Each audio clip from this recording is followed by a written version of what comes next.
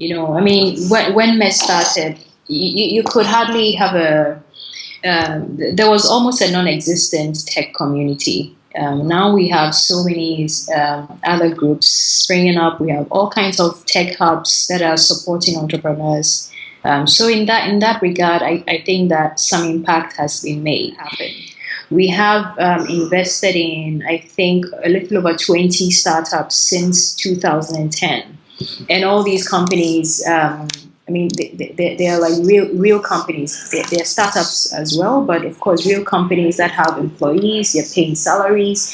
And some of these companies they target global markets. And so there are companies in there that are working, with thousands and tens of thousands of other smaller companies across the US and Europe and Asia. Because I get to work with the entrepreneurs, at the very early stage, even before they get to apply to the MEST program. There's a lot of, traveling around the tech communities and universities, speaking with, students, entrepreneurs. So that's really at the core of what I do. And even now, more interestingly, this involves candidates from Nigeria and recently Kenya. And it's really interesting to see the similarities, in entrepreneurs from across these three countries. And I'm sure that there are even a lot more similarities across the entire African continent. At MEST, we try to encourage all our entrepreneurs to go for global ideas. So ideas that, target international markets. Even though, naturally you would expect that they're from Ghana, and so let's build businesses that focus on Ghana. But we do try to encourage everybody to go global and think big with their businesses. With that said, from the very start, we saw ideas,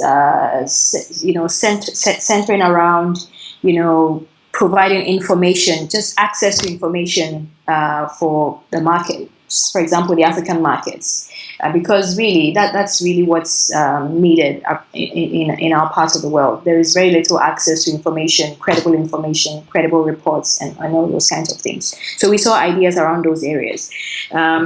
Now, speaking now, 2015, so I'm seeing more sophisticated ideas. So ideas that are, for example, working on supply chain in global markets. So not just Africa, but in Pan-African markets.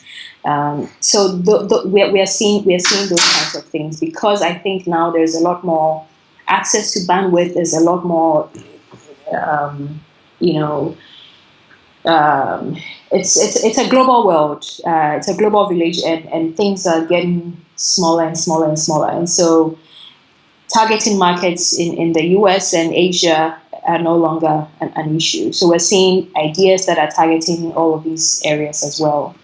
We're also seeing some ideas around, marketing. We're seeing things like e-commerce. E-commerce was never a thing, say 5 years ago. Now we're seeing a lot of ideas also around e-commerce, because there's a lot more money. People have jobs. There's money. People want to shop online, and we're seeing these kinds of things as well come up. But I mean, in a couple of years down the line, I'm sure that things are we're going to see a lot more sophisticated applications coming out of MEST.